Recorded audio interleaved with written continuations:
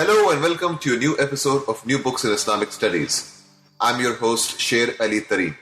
For each new episode, we choose an important new book in the field of Islamic studies and we chat with its author.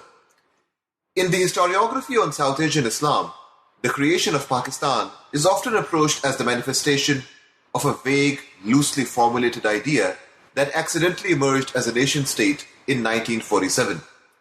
In his magisterial new book, Creating a New Medina, State Power, Islam and the Quest for Pakistan in Late Colonial North India, Venkat Dhulipala, Associate Professor of History at the University of North Carolina-Wilmington, thoroughly and convincingly debunks such a narrative. Creating a New Medina is an encyclopedic masterpiece. Through a careful reading of a range of sources, including the religious writings of important 20th century Muslim scholars, Dhulipala shows ways in which Pakistan was crafted and imagined as the new Medina that was to represent the leader and protector of the global Muslim community. What emerges from this thorough examination is a nuanced and complicated picture of the interaction of nationalism, religion, and politics in modern South Asian Islam. In our conversation, we talked about a range of issues, including the rise of Muslim nationalism in late colonial India, the contribution of B.R. Ambedkar to the public discussions and debates on Pakistan, Ulama discourses and debates on Pakistan, and the Partition and its afterlives. This wonderfully written and painstakingly researched book will be of tremendous interest to students and scholars of Muslim politics, nationalism and religion, and South Asian Islam. Here now is my conversation with Venkat Dhulipala. Hello Venkat, how are you doing? Good. Sher Ali, thanks a lot for having me over for this interview. So thank you so much for your time. As I was saying, this is absolutely a magisterial study, detailed, wonderfully written, painstakingly researched, and really quite a field turner in the field of modern Islam and studies on South Asia, and especially the study of the Pakistan movement and so on. So congratulations on producing such a phenomenal book, and I look forward to this conversation. Thanks a lot, Sher Ali. So we have a tradition of new books in Islamic studies that our first question is always biographical, where we're interested in the journey of our authors.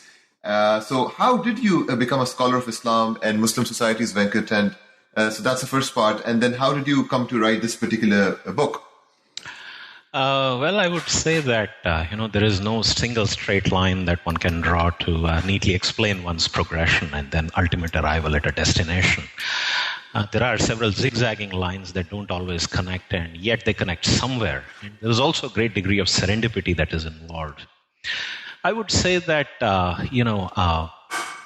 my childhood was quite formative in this regard, and I grew up in South India, in North India. Even though I'm a South Indian. I speak Telugu at home. I grew up speaking Hindi on the street and also speaking English in the Catholic school that I went to for all of my schooling years. And I basically grew up in UP, in Jhansi, where my father used to work for a government company called BHEL.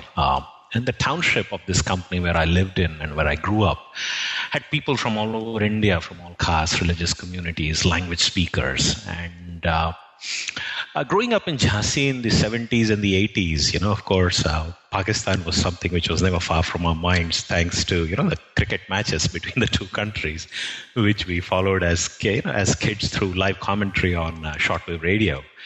And Jhansi also happened to be home to this, huge cantonment called Babina, which had a really large army presence. And we also had captured Pakistani tanks from the 71 war, which were on display all over the place. And I remember climbing into them and playing games with friends and all that. And then there was, of course, our neighbors, and one of my, the next door neighbor, a very good friend of my father and a colleague, was a refugee from Lahore, who had moved away after the partition. And it was not uncommon to bump into many people who fled from Pakistan at the time of the partition, mostly Punjabis and Sindhis. I won't say that my interest in the partition was piqued from then onwards, since my family really had no connection with this whole episode. But then when we moved to Hyderabad in the mid-80s, Hyderabad and South India, and I entered high school, I was pretty sure I wanted to be in the humanities. And I became very, very interested in this whole question of inter-community relations in India, the whole Hindu-Muslim community, the whole Hindu-Muslim relations and problems in India. And when I was in my BA, in fact, there was a really major communal riot in Hyderabad that kept the college closed for a good chunk of the academic year. So after I finished my MA in Hyderabad, I kind of decided, after some dilly-dallying, I decided to pursue graduate studies in the US. And I landed at the University of Wisconsin-Madison in their regional studies, their South Asia program. At this point in time, really, I wasn't very set on what I wanted to do. I had a few vague ideas, and then I was still very much in an exploratory mode. And I was taking all kinds of classes, excited at the whole range that is offered by the universities here.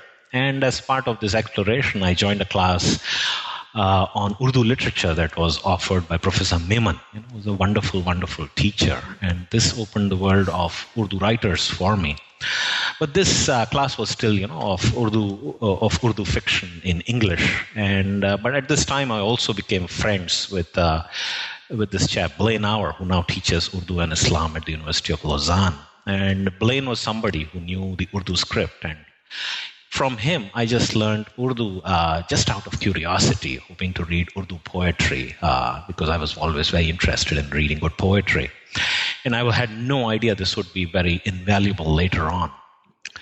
So at Madison, I finally ended up writing a master's thesis on the politics of secularism, medieval Indian historiography, and the Sufis. And, this was, again, part of my growing interest in this whole question of, the Hindu-Muslim problem in India.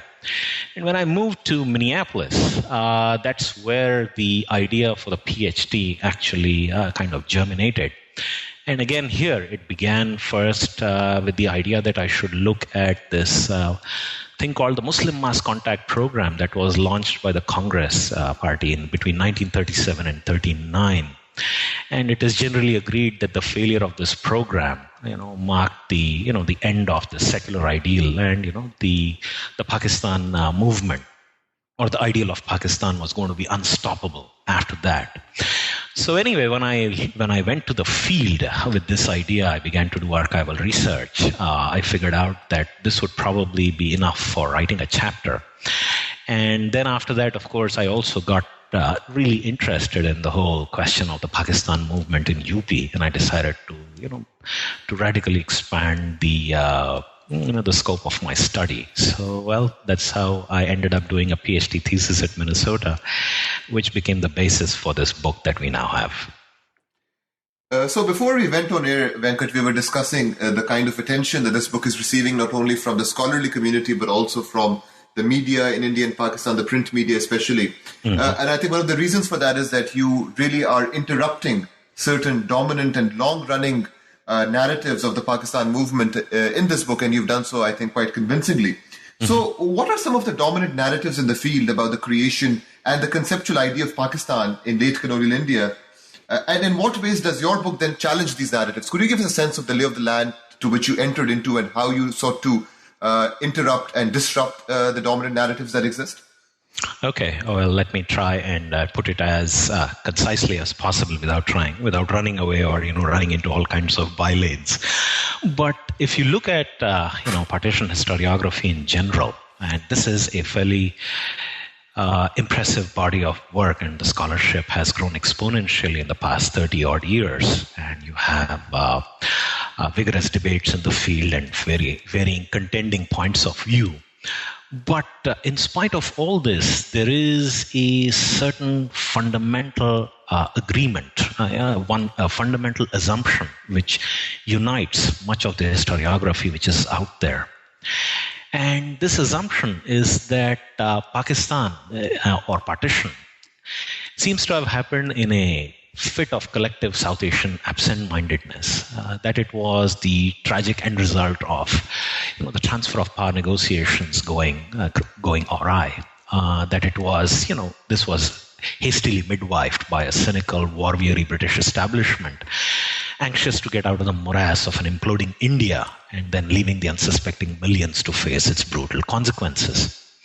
So on the one hand, you have historians who focus on the high politics of the partition to explain how the transfer of power negotiations between the British, the leaders of the Congress Party such as Gandhi and Nehru, and the Muslim League represented by Jinnah, their sole spokesman, how these negotiations played out and how they collapsed in the end. And here, the most powerful argument is made by the historian Ayesha Jalal, whose really seminal book in 1985, The Sole Spokesman, began with a question, how did Pakistan come about, which fitted the interests of most Muslims so poorly? And Jalal addressed this puzzle by analyzing the struggle for Pakistan through Mr. Jinnah's actions and what I say imagined political strategy in the cause of what she claims was a very vaguely defined Pakistan. And in a very controversial thesis, which became the orthodoxy, which has become the orthodoxy of the past 30 years, she argued that a separate sovereign Pakistan was not Jinnah's real demand, but a bargaining counter to acquire for the Muslims a political equality with the more numerically preponderant Hindus in an undivided India. And she therefore claims that, the cabinet mission plan, which envisaged a weak Indian federal center where Muslims and Hindus would share power equally, came close to what really Jinnah wanted, and that this was rejected by the Congress, who therefore, Jalal explained, were the real perpetrators of the partition. Now, the folks who began to kind of push back against the Jalal thesis also focused on the high politics to basically claim that Jinnah really clearly defined Pakistan. He wanted it, and that he very successfully outmaneuvered both the British and, a Congress leadership consisting of these tired old men.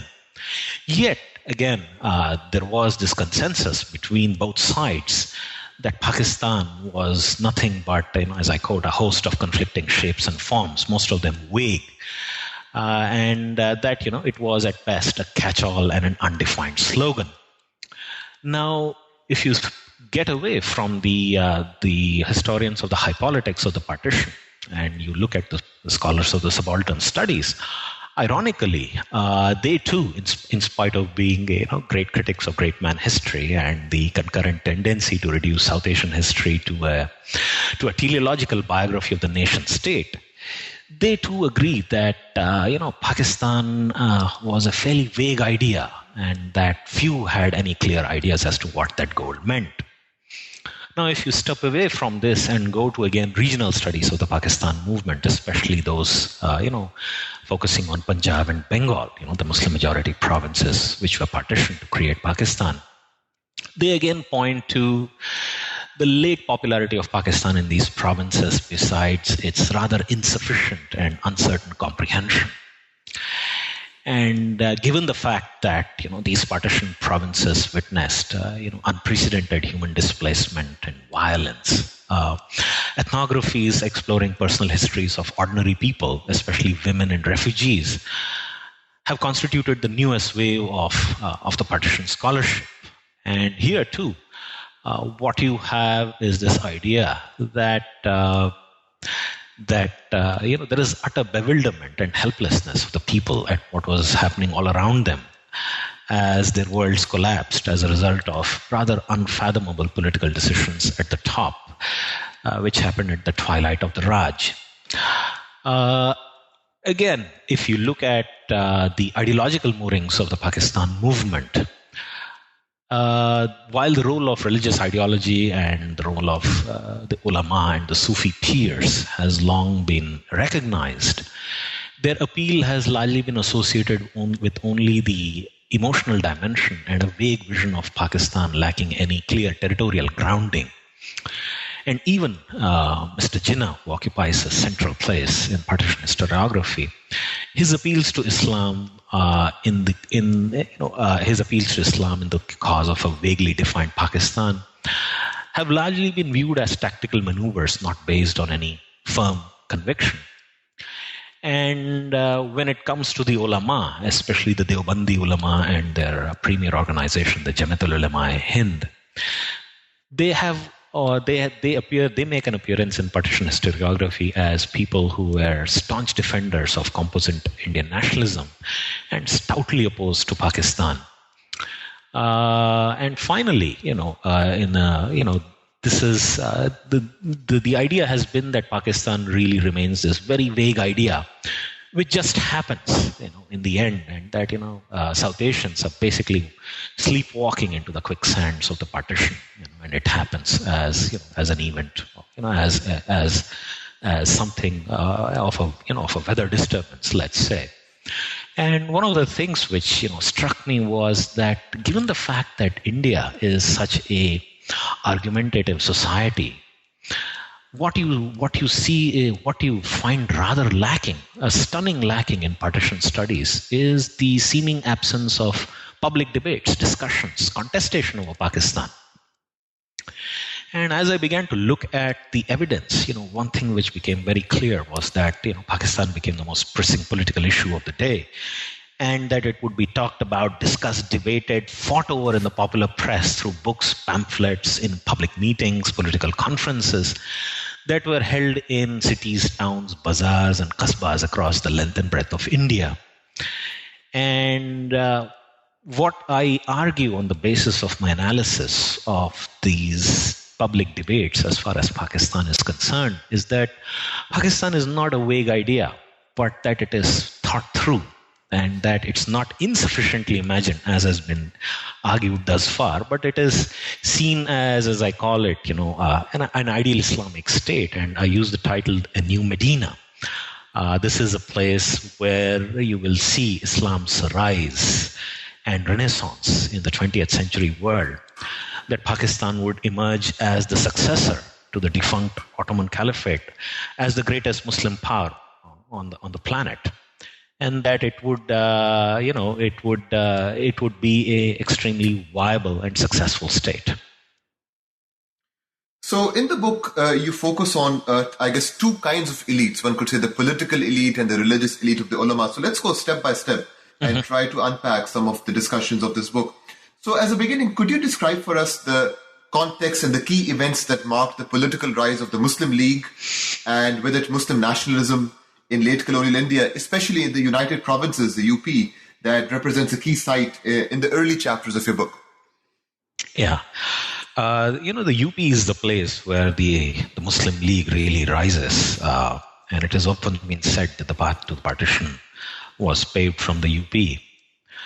UP is the place where the Muslim League puts up a decent performance in the 1937 elections. And, of course, it doesn't do very well in the Punjab, where it is dwarfed by the Unionist Party, and in Bengal, where Fazlul Haq's Krishak Praja Party, again dwarfs the Muslim League.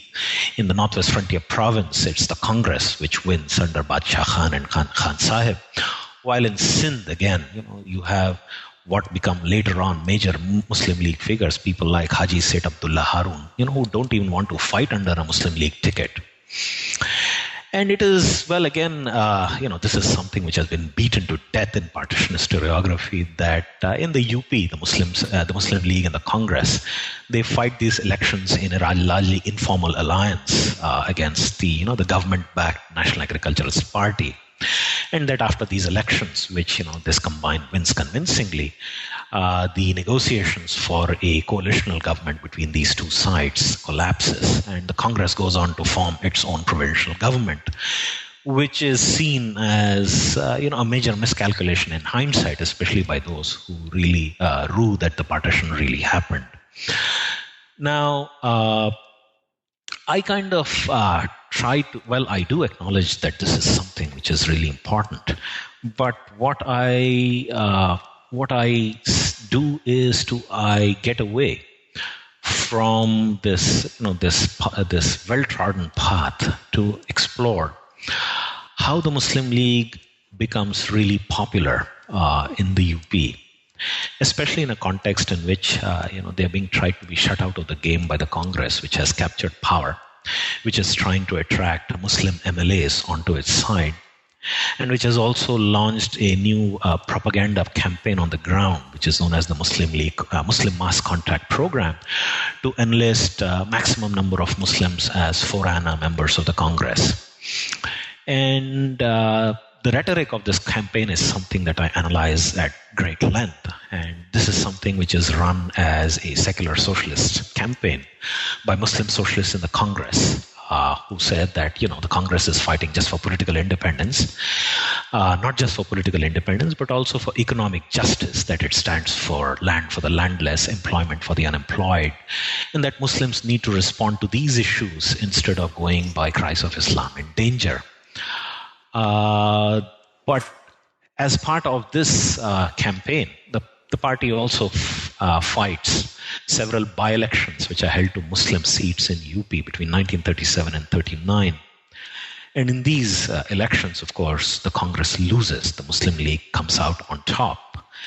And part of the reason for this victory is how the Muslim League actually pushes back against the Congress campaign.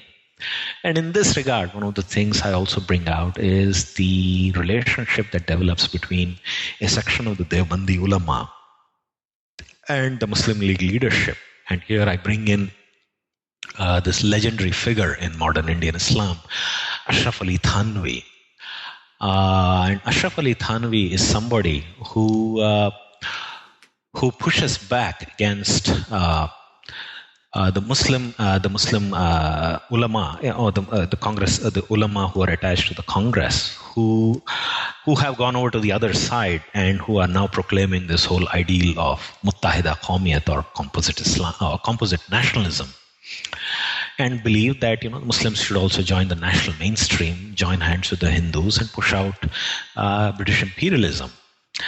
And what Ashraf Ali Thanvi does is that he talks about how the Muslims should not really join the Congress, that if they did join the Congress, they would end up as slaves of the Hindus, that they would be crushed in an undivided India. That they should therefore support the Muslim League. And indeed, you have fatwas by Ashraf Ali Thanvi, which are painted in big letters and in big banners, and they're taken around to various by-elections which are fought around here. So one of the things I kind of point out is some of the doctrinal debates which happen at this time. And one of the things that Ashraf Ali Thanvi does is to blow apart this whole ideal of muttahida qawmiyat, which is built up by a very reputed alim on the Congress side, Hussain Ahmad Madani. And Madani basically is trying to say that there is a precedent to Muslims joining hands with non-Muslims. And he goes back to the Prophet's time in Medina, and he points out that there is this covenant of Medina, in which, of course, under which the Muslims and the Jews come together to fight against a common enemy. And Ashraf Ali Thanvi, of course, demolishes this whole idea, and he goes at great length to show how it's very, very flawed. And that's something that I discuss in my book. Yeah. So among the most fascinating discussions in your book actually relates to the contribution of a non-Muslim, B.R. Ambedkar, to the public discussions and debates on Pakistan. Could you share with us some of the highlights of Ambedkar's views and the kinds of reactions those views generated? Because I don't think it's something which has been adequately considered prior to this book that you've written. So could you share with us some of that? Yeah, Ambedkar is somebody who I call the forgotten pioneer of partition studies, or the forgotten pioneer of Pakistan studies. It's not as if Ambedkar has not been mentioned when it comes to talking about the partition of Pakistan, because after all, he writes a famous book called Thoughts on Pakistan, and the second edition of it is known as Pakistan or the Partition of India. But I think thus far, Ambedkar's work has not been analyzed in as detailed a fashion or as closely as I do in my book. On the one hand, you have some folks who claim that the Ambedkar was basically adopting a rather Socratic neutrality when it came to this whole dispute over Pakistan. And on the other hand, there are those who claim that Ambedkar was somebody who was an enthusiastic supporter of Pakistan. In my own book, I kind of point out that neither is Ambedkar adopting a lofty Socratic neutrality, nor is he an enthusiastic supporter of Pakistan. On the contrary, I claim that Ambedkar argues that carving out Pakistan would be good riddance for India, for otherwise a united India would be reduced to what he calls a sick man of Asia. Now, if you look at Ambedkar's, the arrangement of Ambedkar's thoughts on Pakistan, it's a very revealing thing. The initial part of the book evaluates arguments in favor of Pakistan that are primarily based on affect, considering the tremendous sentimental value that an overwhelming majority of Muslims attach to the two-nation theory. And here Ambedkar concedes that, the Muslims are a nation and that they should be granted, Pakistan. Now, while this may have been music to the ears of the Muslim League supporters, Ambedkar subsequently goes on to present to the Hindus a series of arguments to convince them that you should concede Pakistan. And these are arguments which would only have dampened Pakistani supporters' enthusiasm for the man as well as for his message. And here, rather than appealing to affect, Ambedkar appeals to reason of the Hindus. And this section of the book, which constitutes nearly 3/4 of the book, dwarfing the much smaller section that affirms the two-nation theory, Ambedkar seeks to demonstrate how creating Pakistan would be in the best interests of the Hindus as well as other minorities inhabiting Hindustan. So in my book, I go at great lengths to talk about how Ambedkar shows that Pakistan would be good if it was conceded, primarily because Hindu India could be much better defended. He says that look at the army that if indeed we had an undivided India, the army of an undivided India would be dominated by the Muslims, and this army could not be relied upon to either defend India against, let's say, Muslim countries on the frontier, which could become hostile at some point, or even to perform the duties of internal peacekeeping in case there is conflicts between Hindus and Muslims happening in India. He also goes on to talk about how Hindus and Muslims, he buys into the two-nation theory. He believes that, of course, Hindus and Muslims have been at daggers drawn from the dawn of history ever since, the first Islamic invasions of the Indian subcontinent happened, in the 12th century. And he believes that the communal problem can only be resolved if you had a division. And here again, Ambedkar is rather prophetic in his vision, and he calls for a partitioning of the Punjab and Bengal based on the distribution of Hindus and Muslim populations in both these provinces. And indeed, if you look at the stunning maps that Ambedkar draws, which are part of his book, and in which you have the areas of Hindu India marked in saffron and areas of Pakistan marked in green. The lines that Ambedkar draws, they kind of come pretty close to the way the Radcliffe line itself gets drawn. So Ambedkar is really a fairly important figure, and in fact, some of the things that Ambedkar says later on are also very, very stunning. Like at the in 1951, for example, or rather 1955, in his his book that he writes called Thoughts on Linguistic States, Ambedkar says, I was glad that India was separated from Pakistan. Yeah, I'm quoting him. I was the philosopher, so to say, of Pakistan. I advocated partition because I felt that it was only by partition that Hindus would not only be independent, but be free. If India and Pakistan had remained united in one state, Hindus, though independent, would have been at the mercy of the Muslims. A merely independent India would not have been a free India from the point of view of the Hindus. It would have been a government of one country by two nations. And of these two, the Muslims without question would have been the ruling race, notwithstanding the Hindu Mahasabha and the Jansang.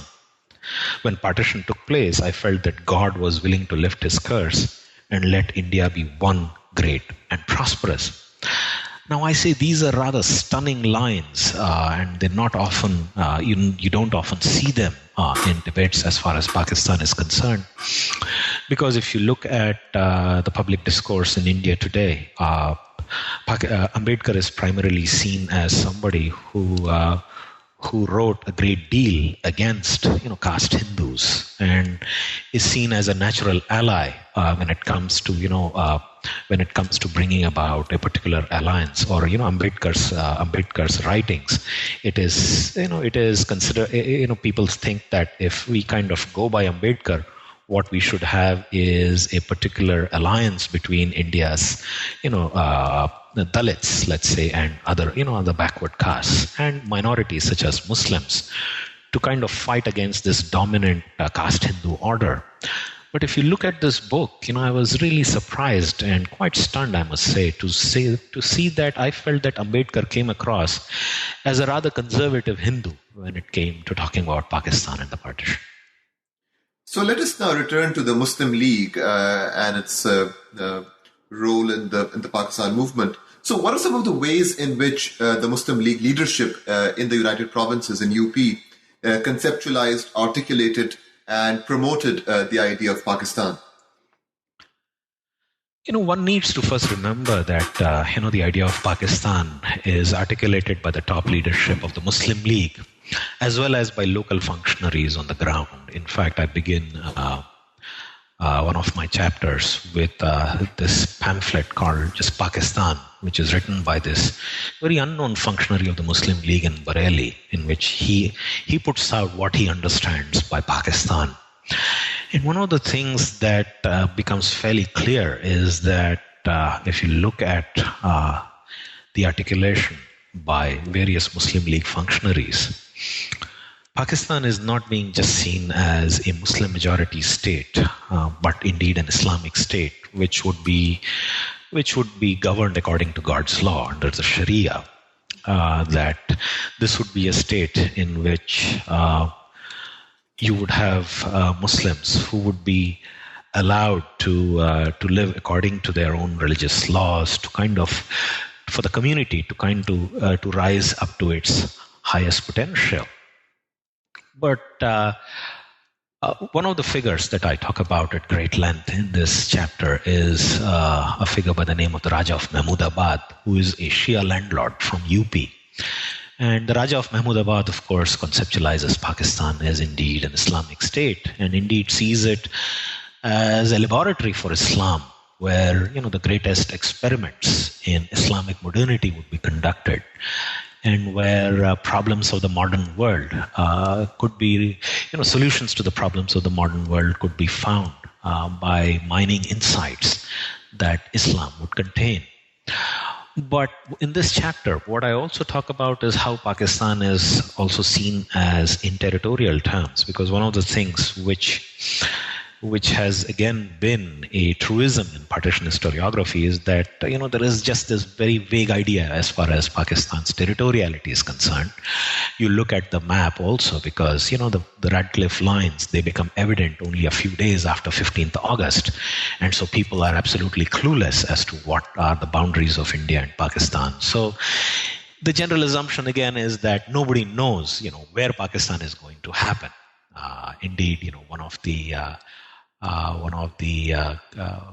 opinions which has been held forth is that Pakistan was a non-territorial conception of nationality, that that the territorial conception was not inherent in the whole Pakistan idea, that it was at best a transcendent symbol of Muslim solidarity in India, and that it was not conceived of territorially. And here, when I'm talking about some of these leaders of the UP Muslim League, I talk about how they see Pakistan in territorial terms. And of course, it's pretty clear that the UP is not going to be a part of Pakistan, that it is going to happen in the Muslim majority provinces of British India. And on the one hand, you have somebody like Khaliq-uz-Zaman, who wants Pakistan to include entire provinces of Punjab and Bengal. And herein he brings in the reasons why this should be. And one of the things he brings up is what comes to be known as the hostage population theory. That we need to, that if you look at Punjab and Bengal, you have substantial Hindu or, Hindu Sikh minorities in Punjab and, Hindu minority in Bengal. And that these minorities of Hindus and Sikhs, non-Muslims in these Pakistan areas, would serve as hostages in the sense that given the fact that you also have, substantial Muslim minorities, which would continue to be in Hindu India, in UP, Bihar, central provinces, Madras, so on and so forth.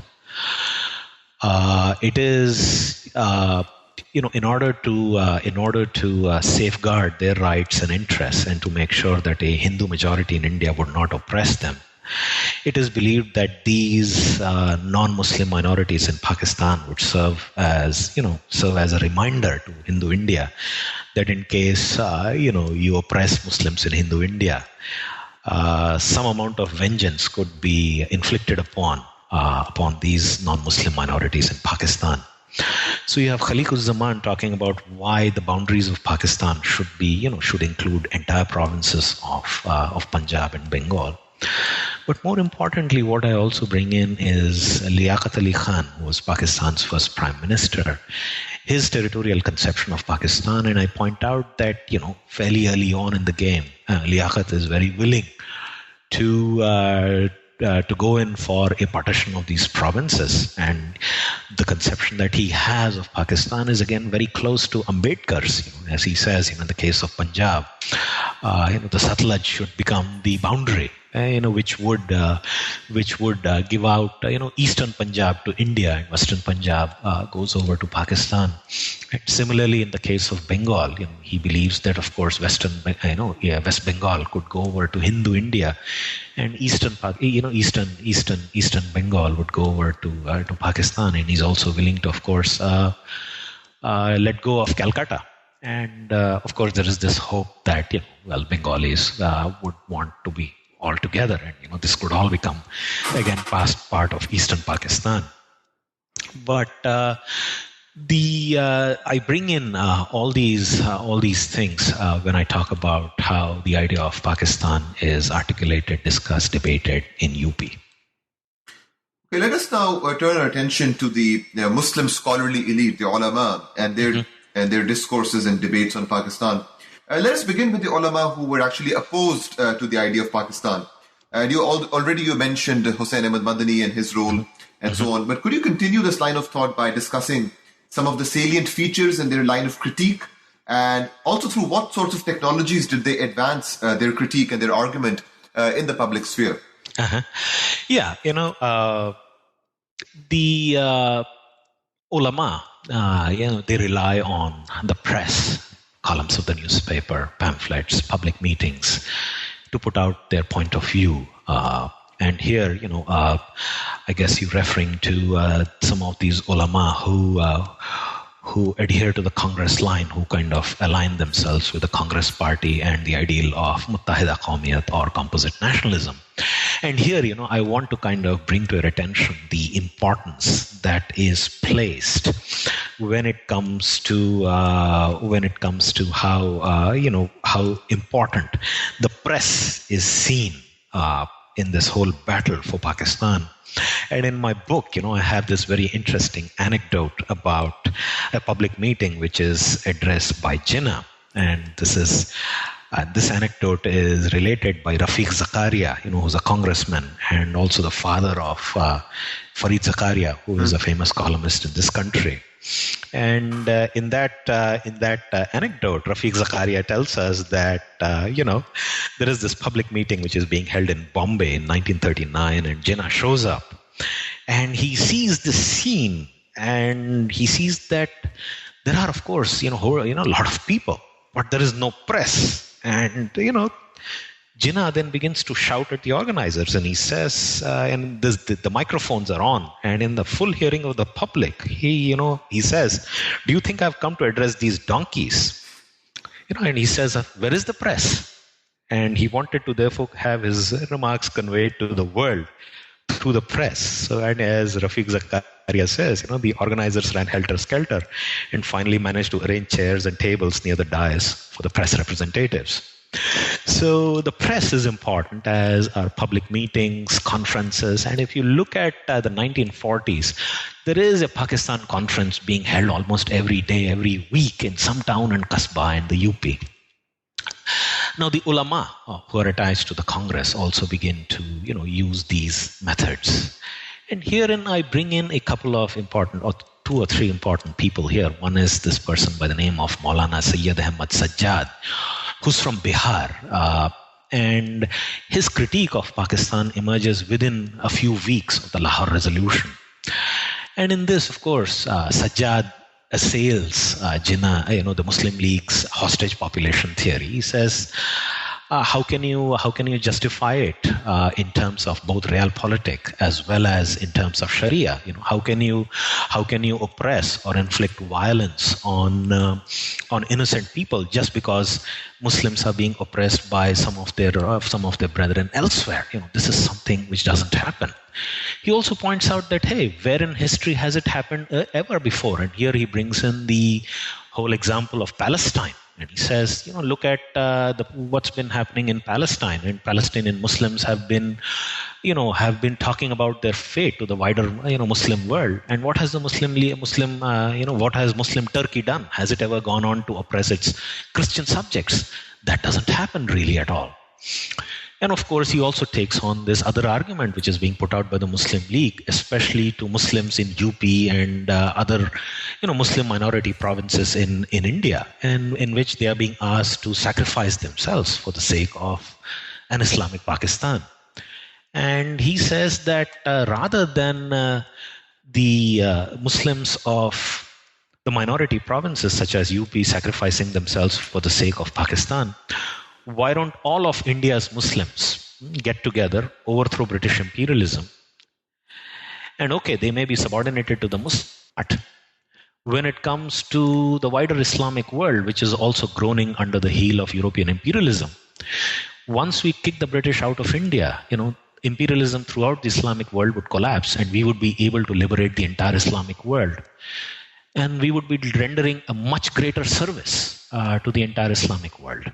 So let us now move to the other camp of ulama, so to say, those who supported the idea of Pakistan and presented Pakistan as what you mentioned, the new Medina, which also forms the title of your book. And you especially focus on the thought of an important Debunk scholar, Shabir Ahmad Usmani. So what are some of the key moves and themes that animated his discourses on Pakistan in the context, especially of the 1945-46 elections?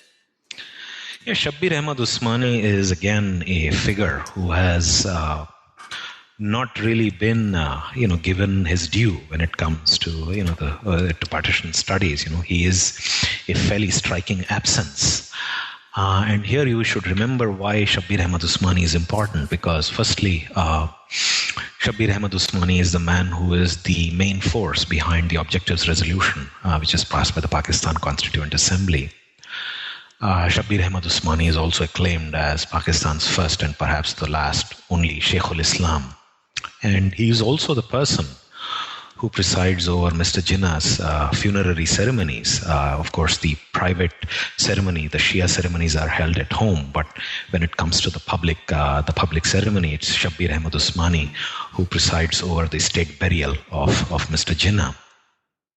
Now, Shabir Ahmad Usmani is a guy who's also a Deobandi, and he's the one who breaks Deobandi ranks later on, but of course he is following in the footsteps of his peer Ashraf Ali Thanvi, and he provides of course the Muslim League with the support of a significant section of the breakaway ulama, provides theological support for the idea of Pakistan, and also defends the leadership of the Muslim League, especially Mr. Jinnah, who is often described as a rather unobservant Muslim, somebody who was not a practicing Muslim, so to say. Now, Shabir Ahmad Usmani is somebody who conceptualizes Pakistan as an Islamic state. And Usmani here points out, Usmani kind of comes up with rather striking metaphors, striking ideas in his espousal of Pakistan as an Islamic state. Now, Usmani points out that Pakistan is only going to be the second state in Islamic history, which would be an Islamic state. Of course, the first one was Medina. And in the intervening Islamic history, of course, you've had a number of states which have been ruled by Muslims. But Usmani says these may have been states ruled by Muslims, but they were not really Islamic states. Pakistan is only going to be the second state in global history which would be an Islamic state. And Usmani explains Pakistan's global historical significance by invoking some rather powerful metaphors from early Islamic history. And he begins by pointing out that the first Pakistan, and he begins to use Medina and Pakistan interchangeably. And he says that the Prophet, instead of establishing Pakistan in his native Mecca, he migrates to Medina to establish that first Pakistan. The Prophet's decision, he says, is based on his conviction that Pakistan could only be established in an area where Muslims could practice the religion with complete freedom, for it is only in such a land that the Muslim community could develop to its fullest potentiality. And given the unrelenting hostility to his teachings among influential sections of the Meccan society, the Prophet, of course, performs the hijrah or the hijrat. And Usmani consequently argued that an Islamic state resembling Medina could only be established in a part of India where the Muslims would be in a majority of their own. And herein he brings in another important metaphor to kind of talk about the importance of the Muslims of the minority provinces in the creation of Pakistan. He says that just as Medina, the Prophet's Medina, was created due to the hard work and close cooperation between the Muhajirin, and that is the migrants from Mecca, and the Ansar, that is the helpers in Medina, Pakistan would similarly come into existence as a result of close cooperation between Muslims from the minority provinces such as the UP, as well as the inhabitants of the Pakistan areas. And Usmani also points out that just as Medina had provided a base for Islam's eventual victory in Arabia and indeed the wide world beyond, Pakistan would pave the way for the triumphal return of Islam as a ruling power over the entire subcontinent. As he says, the whole of Hindustan would be turned into Pakistan, just as the Prophet himself had turned all of Arabia into a Pakistan. Usmani also points out that, there is, Pakistan's creation was destined. You look at, he points out Pakistan ka ghaibi ishara. As he points out, look at the way Muslim population is distributed in the subcontinent. And he says that instead of Muslims being a uniform minority all over India, they are a majority in some provinces that were pivotal also from a geographical point of view. And he looks and he says that, you look at, Punjab, where, you have a substantial majority of the Muslims, which is, and you have Lahore, which is indeed the capital of Punjab and also the putative heart of Pakistan. And he says that, it was thankfully in these areas, we can first create a separate Pakistan where, of course, we will have a majority. But more importantly, look at the soil of this area. This is the soil from where the greatest Islamic martyrs in the subcontinent have emerged. And here he brings in the example of Sheikh Ahmad Sarhindi, who he says launches a jihad against the Emperor Akbar, who had his own idea of composite nationalism, as he says, Muttahida Qawmiyat, and this composite religion of Deen-e-Ilahi that Akbar tries to kind of propagate.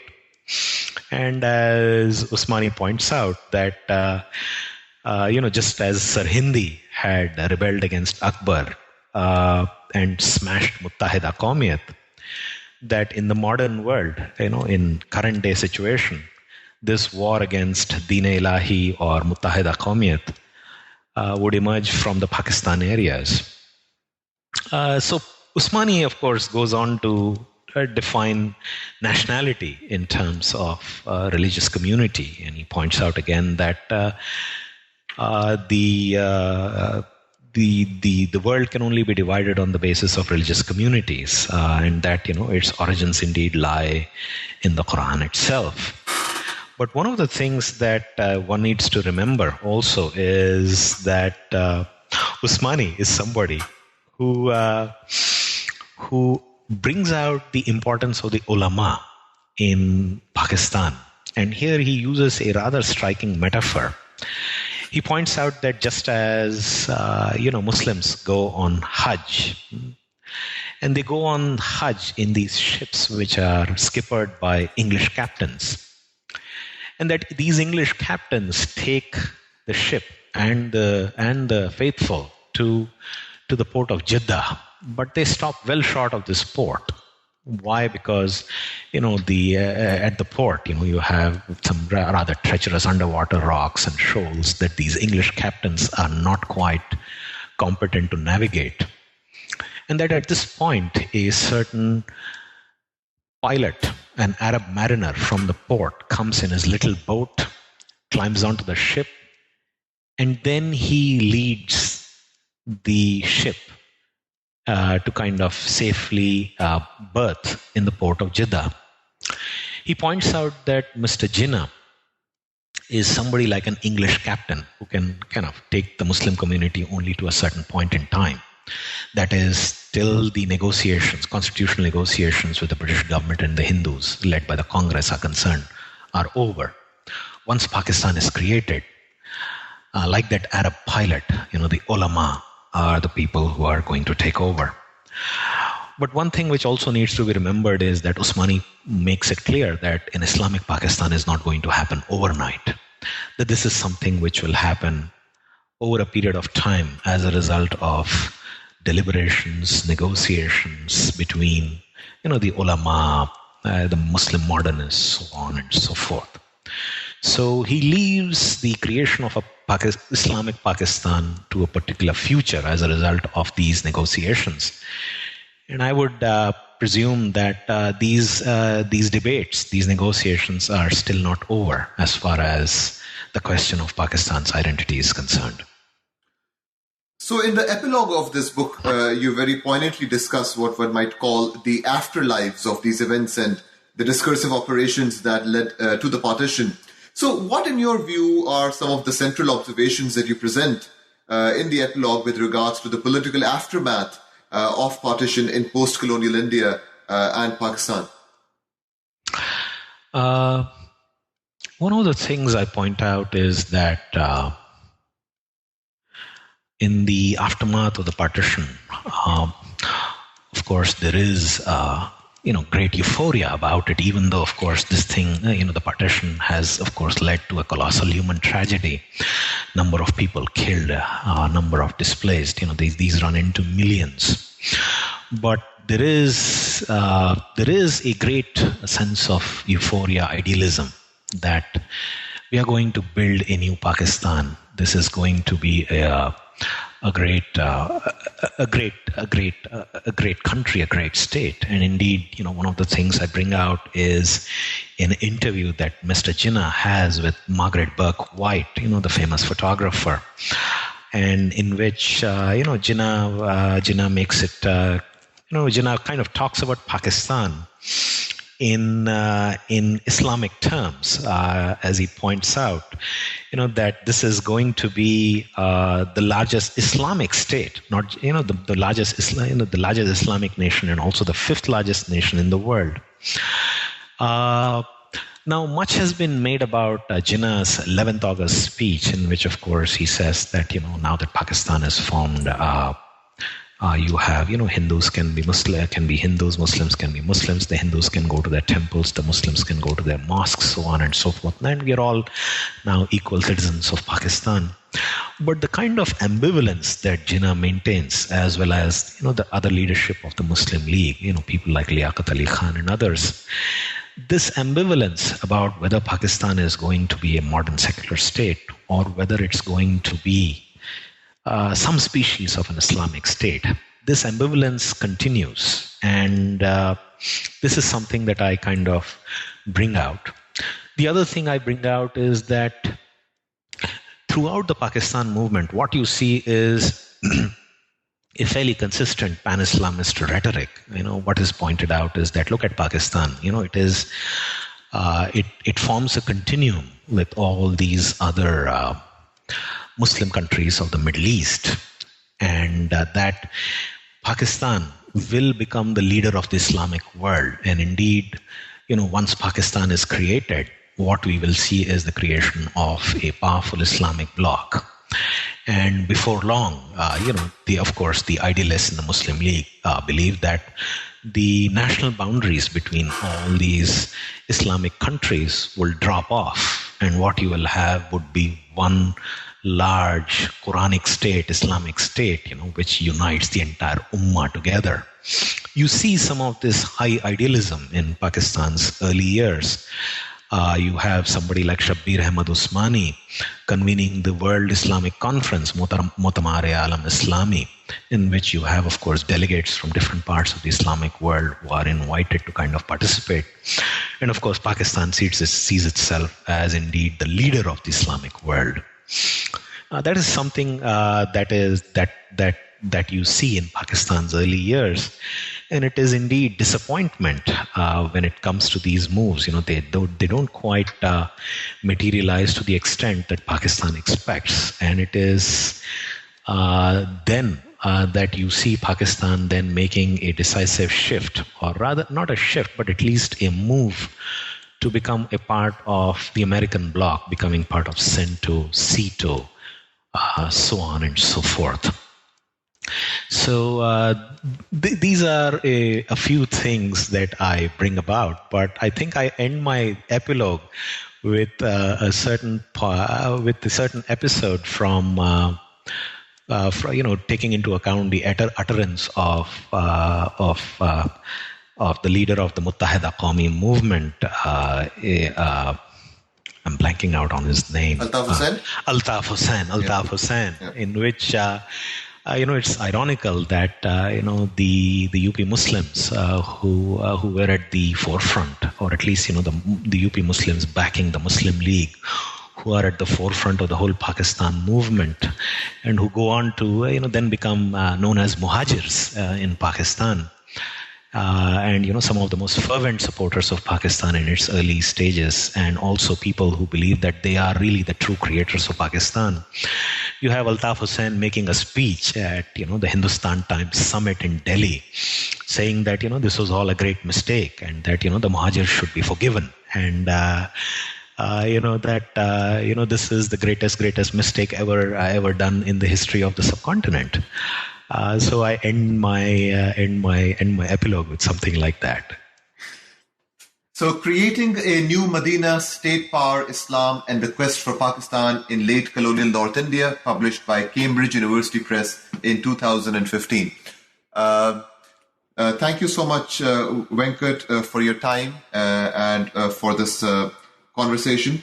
Actually, before we end, I would also like to hear from you, and this is also a tradition on New Books in Islamic Studies. What are you working on these days, and what could be some of the things that we can expect to read from you and learn from you in the coming days and months and years? Well, the next project, I think, is going to be a larger project on the partition that takes into account the all India picture. It'll look at both the high politics of the partition, the movements from below. It'll look at both the concerns or the issues animating folks in both the majority as well as minority provinces as well as princely states. So, well, this will be probably my big book on the partition. That's okay. The 500-page was not big enough. Okay, that's great. That's good. So thank you so much, Venkat, for your time. And it really was a pleasure reading this book and learning from it, and pleasure talking to you. I'm sure our listeners would also have learned a lot from this conversation. So thank you for your time and for this wonderful book. Thank you, Sher Ali. So this was my conversation with Professor Venkat Dhulipala on his brilliant new book, Creating a New Medina, State Power, Islam and the Quest for Pakistan in Late Colonial North India. Please also join us next time for another new episode of New Books in Islamic Studies. Thank you so much for listening. Take care, stay well, and this is your host, Sher Ali Tareen, signing off.